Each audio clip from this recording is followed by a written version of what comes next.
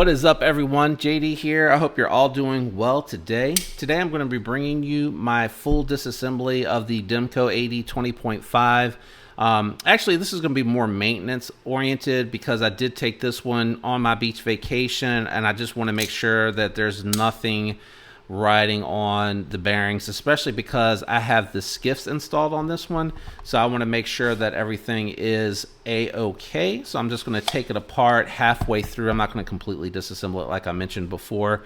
That way I can make sure it's oiled and clean and everything's good to go. So you're going to need a nice set of tools. I will link them down below. Actually, go all the way to the bottom of my links. These are always linked in there. The Weehaw bits and tool and stubby tool and the Kershaw tool. I think I even started putting the Scout drivers in there, but they go in and out of stock. So you're going to have to check that on your own. Hopefully you can see this okay. I know I'm doing this at a bit of a different angle, and that is so that you can see what it is that I am doing with the knife. So what I actually recommend, you're going to need for this one T10 and T6 for the smaller hardware. So let me go ahead and get that out. I should have been ready to go, guys. So sorry. That is the 6. And this is an 8 and 10. This is why I do like the Kershaw tool. It's actually pretty well made. I know they don't make it. They probably source it. But it is actually pretty well made. So what you're going to want to do is you're going to want to remove all of the hardware on the show side just to do your maintenance. So go ahead and start with taking the screw on the show side out.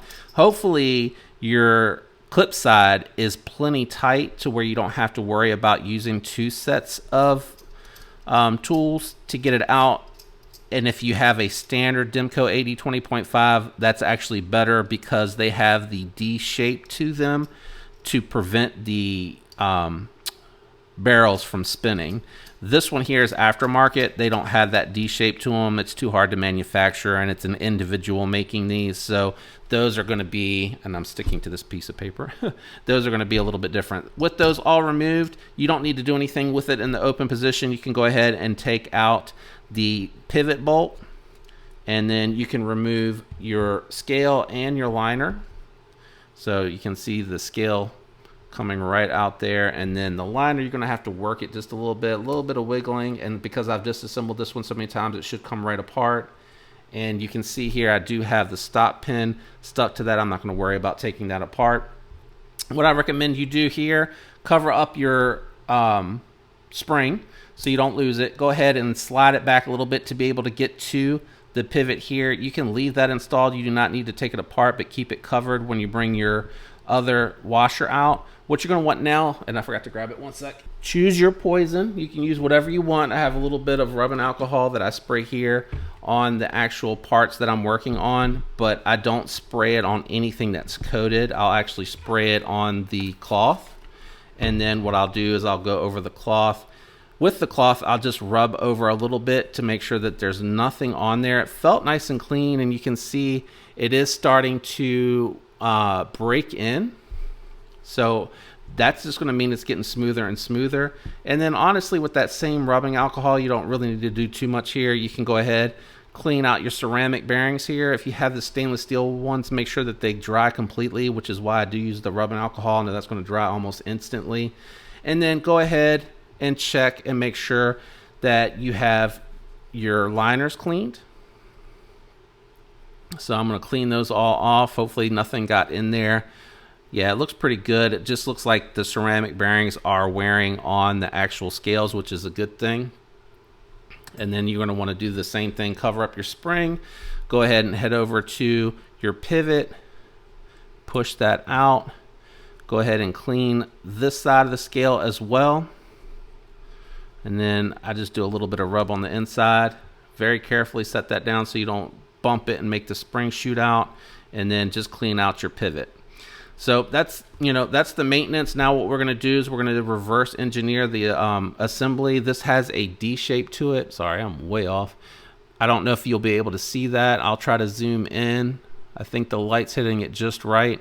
And then that'll match in here. That's going to keep it from spinning. So you'll go ahead and install that back in. Nice snug fit, which I like to see. Then choose your oil, whatever you want to use. No judgment from me, so please don't judge in return. I gotta move this cleaner out of the way just a little bit. Then if you've watched my channel, I know I moved away a little bit. If you watch my channel, I just do a little bit of oil on here. I don't go crazy, really don't need that much. The ceramic bearings are going to ride very nicely. This is just, you know, to prevent it from binding up too much.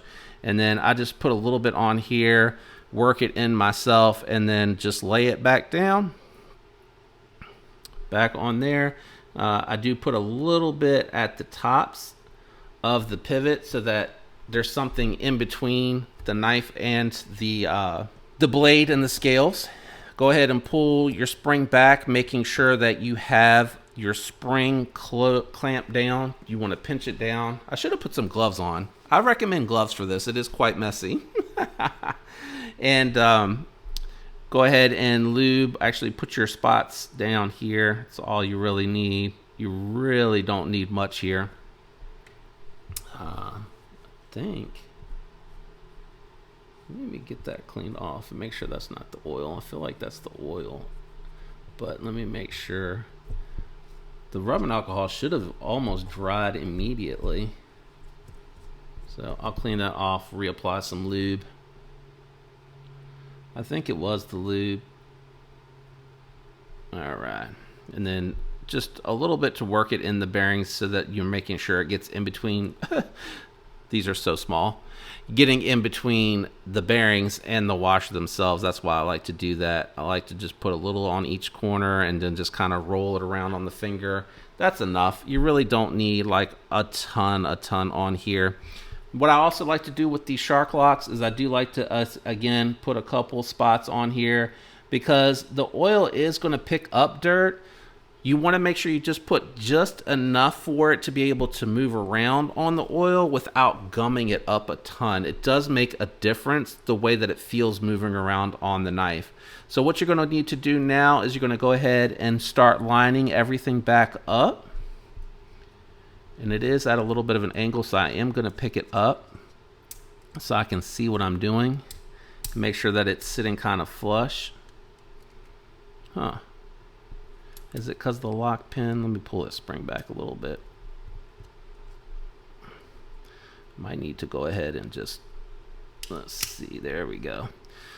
In that instance, the knife was still moving backwards because the lock pin wasn't in there. It'd probably be better to put the lock pin back in first and then put the blade down because that's going to keep it from moving around. You may notice on my particular scales, I did get the lanyard hole delete. I just think it looks cleaner. It's just personal preference. Now what you'll want to do, if you have issues with your pivot bolts backing out, throw a little bit of Loctite on there. If they don't really move around on you, you probably are okay without reinstalling it with the Loctite. So hang on one second. My pivot is sliding out. There we go. Go ahead. Actually, I have started trying to put these in by finger first, because I don't want to scratch up my nice scales. So what I'll do is just try to get it started if I can. And of course, on camera, doing it sideways, a little bit of a challenge. Go ahead and tighten this down until it stops spinning freely. Once you stop spinning freely, give it one good turn. And then I would recommend just coming back a little tiny bit to relieve some pressure. See if it moves freely and then check up your lockup. Looks pretty good. I would also recommend just a little bit of pressure on the blade itself, and I mean just a tiny bit. Then go ahead and start your, and these are too small for me to start by hand, so I do have to do these with the tool. Start your body screws in. I would start with the furthest one away. And then that one you can go all the way tight down, just keeping a little bit of pressure to make sure that that doesn't want to move back towards the pivot. And then go ahead and check it while you have these bolts installed. That's enough pressure to tell if you have any blade play. No blade play. Nice and smooth on the action too. Feels good. Go ahead and install your last two bolts.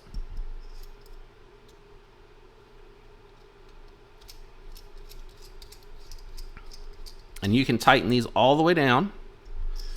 And don't over tighten. When I say all the way down, put the appropriate amount of pressure on here. This is not under any type of pressure. Like these are actually, they could have just done with 2 bolts and it would have been plenty of strength in there to secure the knife together. It's really not going to separate apart with 3 bolts holding it down. You shouldn't be prying with this, is what I'm getting at. That's not really what it's intended for. If you need it in a pinch, I understand, but it's really not intended for that. I'm just going to clean my fingers and the knife off a little bit, and that's it. Didn't see anything in there that concerned me from having it at the beach. The AUS 10A is very corrosive resistant, so it should be good to go. Just checking sure that I have that action right. And looks like it's pretty well centered. I don't know how well you'll be able to tell. Let me bring it to the center on camera if it's how well centered it is, but it came back pretty centered. These scales are really well done by Carbidized over on Instagram. Fantastic. And man, that feels really smooth. This has broken in so nicely. I really do like this. The AUS 10A, this is like one of the 3rd runs. It is a DLT Trading exclusive version too, because it has the coated blade, and it came with the green Grivory scales. I know that there's other manufacturers, other dealers offering this with the black coated, but I mean, the AUS 10A, on the later runs at least, really good. Like, it's performing really, really well. That's not to justify the price. I'm just saying AUS 10A for a steel that I haven't had a ton of experience with before this, man, it's really quite impressive. It's a pretty good steel. I would put it up there with at least N690 14C28N as far as performance, meaning edge retention and ease of sharpening. Like, it feels very much in that wheelhouse. Again, I'm going off of my experience with this steel. I think that the Taiwan plant has done a good job dialing this in, because I know that, you know, and I've seen 1 or 2 reviewers say that it's gotten bummed, but I saw Brian on Transparent Knives testing AUS 10A, and I think it was around 5860 on the ones that he tested, because he gets these in all the time for reblades. And you know, the ones that he had tested, I think the lowest was 58, and the average ended up being like 60.5, if I recall his video correctly. And that's really damn hard for AUS 10A. So great knife. There's your maintenance video. If you enjoyed today's video, do me a favor, leave a like. If you're enjoying the content, consider subscribing. I will have leaved a link up for the AUS 10A video where I got this knife, and I will also leave where I installed the scales and where I got the correct skiffs for the knife installed on there for you if you needed it.